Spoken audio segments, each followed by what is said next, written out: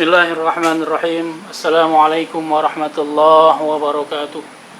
Innal hamdalillah nahmaduhu wa nasta'inuhu wa nastaghfiruh wa na'udzu billahi min shururi anfusina wa min sayyiati a'malina. May yahdihillahu fala mudilla lahu wa may yudlilhu fala hadiya lahu. Asyhadu an la ilaha illallah wahdahu la syarika lahu wa asyhadu anna Muhammadan 'abduhu wa rasuluhu la nabiyya ba'dah. Allahumma salli ala sayyidina Muhammadin wa ala alihi wa ashabihi wa man tabi'ahum bi ihsanin ila yaumil qiyamah. Qala Allah ta'ala fi kitabihil karim wa huwa asdaqul qailin.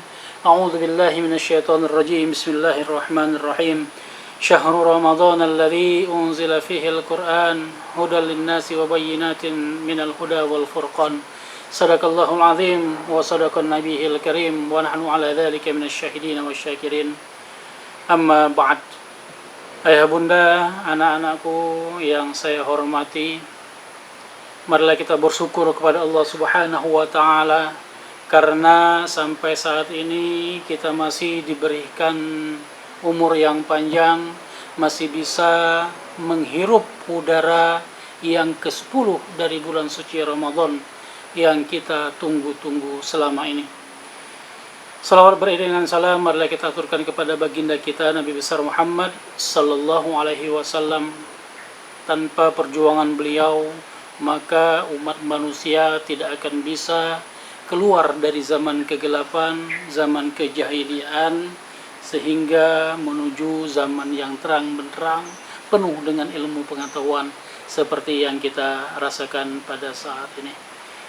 Ayah bunda, anak-anakku yang dimuliakan Allah Subhanahu wa Ta'ala, bulan Ramadan adalah bulan yang istimewa karena di bulan ini pertama kali diturunkannya Al-Quran oleh Allah Subhanahu wa Ta'ala melalui malaikat Jibril kepada Rasulullah Sallallahu Alaihi Wasallam sebagai mukjizat yang terbesar di muka bumi ini. Sehingga Ramadan ini bisa juga kita sebut dengan Syahrul Quran. Allah Subhanahu wa Ta'ala berfirman di dalam Al-Quran, Bismillahirrahmanirrahim. Syahrul Ramadan alladzi unzila fihi al-Quran hudan lin-nasi wa bayyinatin minal huda wal furqan. Bulan Ramadan adalah bulan Al-Quran, di dalamnya diturunkan sebagai petunjuk bagi manusia. Wa bayyinatin minal huda, dan mengenai petunjuk itu telah dijelaskan di dalam Al-Quran, serta Al-Quran juga menjelaskan antara hak dan batil. Surat Al-Baqarah ayat 185. Menurut Al-Imam Ibnu Katsir di dalam tafsirnya, Allah Subhanahu wa Ta'ala memuji bulan Ramadan di antara bulan-bulan lainnya, yaitu dengan Allah Subhanahu wa Ta'ala memuliakan bulan ini sebagai bulan diturunkannya Al-Quranul Karim sebagai petunjuk bagi manusia, sebagai rambu-rambu manusia untuk menjalankan kehidupan di dunia ini sehingga selamat menuju kehidupan yang kekal abadi, yaitu kehidupan akhirat. Selain itu juga bulan Ramadan ini diistimewakan karena di bulan ini pintu-pintu surga dibuka lebar oleh Allah Subhanahu wa Ta'ala dengan selebar-lebarnya, dan pintu neraka ditutup oleh Allah Subhanahu wa Ta'ala dengan serapat-rapatnya, dan setan-setan dibelenggu oleh Allah Subhanahu wa Ta'ala.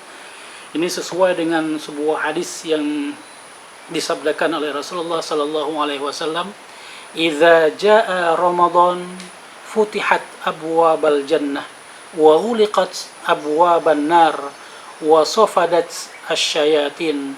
Rawahul Bukhari wa Muslim. Jika telah datang bulan Ramadan, pintu-pintu surga akan dibuka dan pintu-pintu neraka akan ditutup, dan setan-setan dibelenggu oleh Allah Subhanahu wa Ta'ala. Hadis riwayat Bukhari dan Muslim.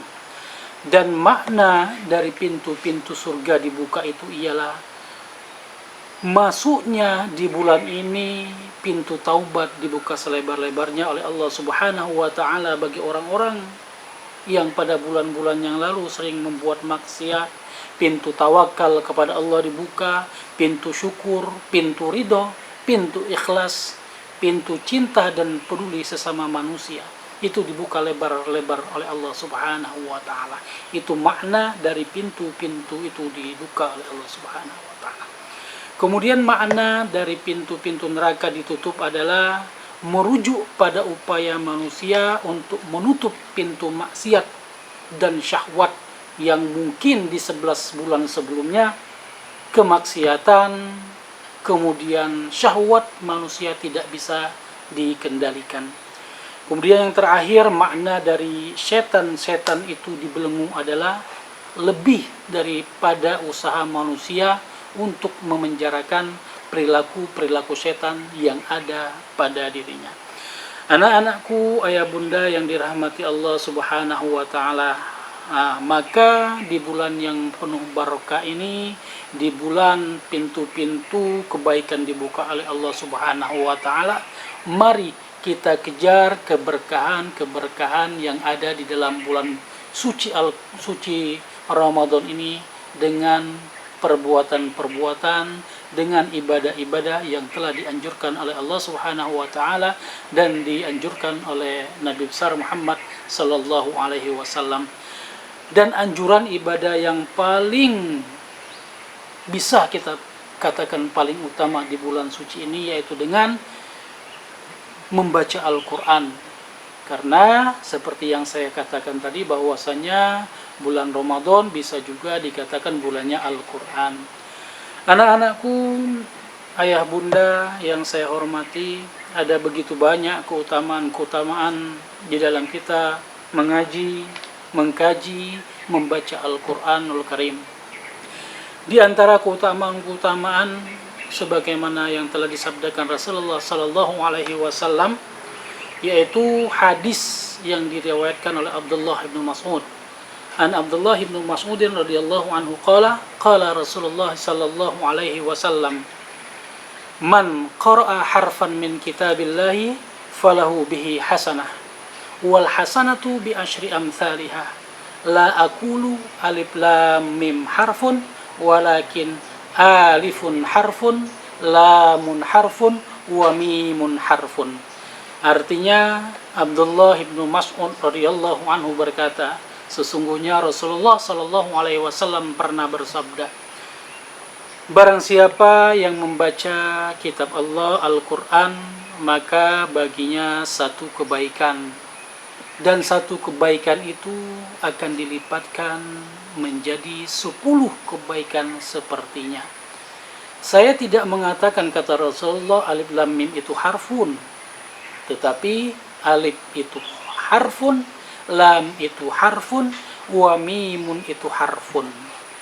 Ayah bunda yang dirahmati Allah Subhanahu wa taala, begitu besar kebaikan apabila kita membaca Al-Qur'an, apabila kita mengkaji Al-Qur'an yang merupakan ibadah utama di dalam bulan suci Ramadan yang sudah kita tunggu-tunggu ini. Kita sudah mengetahui bahwasannya di dalam Al-Qur'an terdapat 30 juz. Di dalam 30 juz itu terdapat 114 ayat, 114 surat, maaf. Jumlah ayat Al-Qur'an yang terdapat di 30 juz itu ada 6.236 ayat. Kemudian jumlah kata yang ada di dalam Al-Qur'an itu 77.437.000. Sedangkan jumlah hurufnya mencapai 320.671 huruf. Bayangkan anak-anakku, ayah bunda, bila kita mengkhatamkan Al-Qur'an, begitu banyak kebaikan yang akan kita dapatkan. Jumlah ayat Al-Qur'an yang sejumlah 320.671 huruf, itu kita kalikan dengan 10, itu menjadi 3.206.710 kebaikan yang akan kita dapatkan. Subhanallah. Nah, ketika kita sudah menghatamkan Al-Quran, menurut sebuah hadis yang disampaikan, yang dirawai oleh Ad-Dailami, ketika ada seorang hamba menghatamkan Al-Quran, maka di penghujung dari khotamnya itu ada 60.000 malaikat yang mendoakan supaya dia diampuni dosanya oleh Allah Subhanahu wa ta'ala. 60.000 malaikat yang meminta ampunan dosa bagi orang-orang yang menghatamkan Al-Quranul Karim. Subhanallah. Maka mari kita berlomba-lomba untuk membaca Al-Quran sebanyak-banyak yang kita bisa di dalam bulan suci yang penuh berkah ini. Kemudian yang keutamaan atau kemuliaan orang yang membaca Al-Quran juga disebutkan Nabi di dalam hadis yang disampaikan oleh istri beliau Aisyah radhiyallahu anha. Melalui hadisnya, an Aisyah radhiyallahu anha qalat, qala Rasulullah sallallahu alaihi wasallam, al-mahiru bil Qur'ani ma'as safaratil kiramil bararah walladzina yaqra'ul Qur'an wa yatata'ta'u fihi wa huwa alaihi syaqqun lahu ajroni.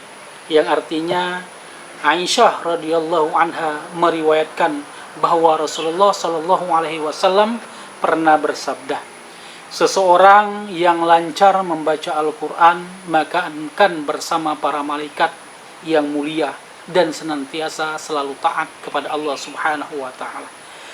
Adapun yang membaca Al-Quran tetapi di dalam bacaannya dia terbata-bata membacanya dan sulit atasnya bacaan itu, maka baginya 2 pahala. Begitu besar pahala membaca, kemudian pahala sulitnya membaca Al-Quran tersebut akan juga diganjar pahala oleh Allah Subhanahu wa ta'ala. Anak-anakku, ayah bunda yang dirahmati Allah Subhanahu wa ta'ala, kemudian keutamaan atau keistimewaan orang yang selalu mentadaburi membaca Al-Quran yang selanjutnya adalah insyaallah di hari kiamat nanti dia akan mendapatkan syafaat dari Allah Subhanahu wa ta'ala. Syafaat yang didapatkan oleh manusia nantinya salah satunya adalah orang yang sering membaca, mentadaburi Al-Quran, mengamalkan Al-Quran. Hadis yang diriwayatkan oleh An Abi Amama Al-Bahili radhiyallahu anhu qala, sami'tu Rasulullah sallallahu alaihi wasallam yaqul, iqra'ul Qur'ana fa innahu ya'ti yaumal qiyamati syafi'an li ashabihi. Abu Umama Al-Bahili radhiyallahu anhu berkata, aku telah mendengar Rasulullah sallallahu alaihi wasallam bersabda, bacalah Al-Quran karena sesungguhnya dia akan datang pada hari kiamat sebagai pemberi syafaat kepada orang yang membacanya. Hadis riwayat Muslim. Ayah bunda, selanjutnya orang yang sering membaca Al-Quran, mengamalkan apa isinya, akan mendapatkan keistimewaan selanjutnya, yaitu orang-orang ini akan memakaikan mahkota untuk kedua orang tuanya di hari akhir nanti. Ini sesuai dengan hadis Nabi Muhammad sallallahu alaihi wasallam yang berbunyi, man qara'al Qur'ana wa 'amila bima fihi albasallahu walidayhi tajan yaumal qiyamati dawuhu ahsanu min dawi syamsi fi buyutid dunya fama zannukum billadhi amila bihada. Artinya, barang siapa yang membaca Al-Quran dan mengamalkan apa-apa yang ada di dalamnya, maka Allah akan memakaikan kedua orang tuanya sebuah mahkota di hari kiamat nanti, yang cahaya mahkota tersebut lebih bagus dari cahaya matahari di rumah-rumah dunia. Maka apa anggapan kalian tentang yang dipakai oleh pelakunya? Hadis riwayat Abu Daud.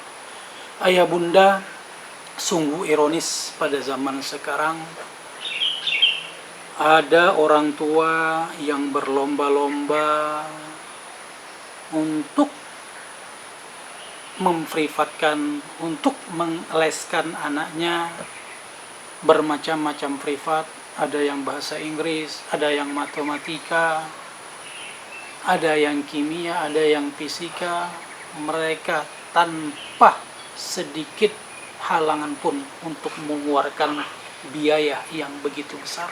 Tetapi ironisnya, mereka tidak mau mengeluarkan barang beberapa ratus ribu untuk supaya anak mereka bisa mengaji yang manfaatnya sungguh lebih besar dari manfaat privat-privat yang lainnya, yaitu kedua orang tuanya akan dipakaikan mahkota oleh anak-anak tersebut. Mudah-mudahan kita semua bisa dipakaikan mahkota oleh anak-anak kita yang bisa mengaji, bisa mengkaji, bisa mentadaburi Al-Quranul Karim. Ayah bunda yang saya hormati, itu tadi saya kira beberapa keutamaan, keistimewaan yang ada di dalam Al-Quran. Sekali lagi, mari di bulan yang penuh berkah ini, bulan Ramadan, bulan turunnya Al-Quran, bersama-sama kita mengkaji, mengaji, menghatamkan Al-Quran sebanyak mungkin kita bisa. Karena seperti yang saya sampaikan tadi, di penghujung dari penghataman Al-Quran kita ada 60.000 malaikat yang memohonkan ampun bagi yang menghatamkan itu kepada Allah Subhanahu wa Ta'ala.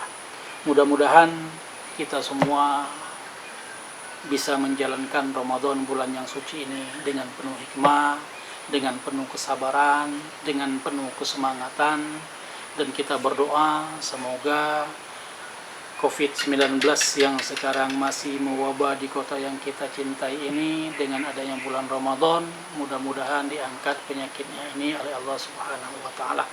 Amin amin ya rabbal alamin. Selamat menjalankan ibadah puasa.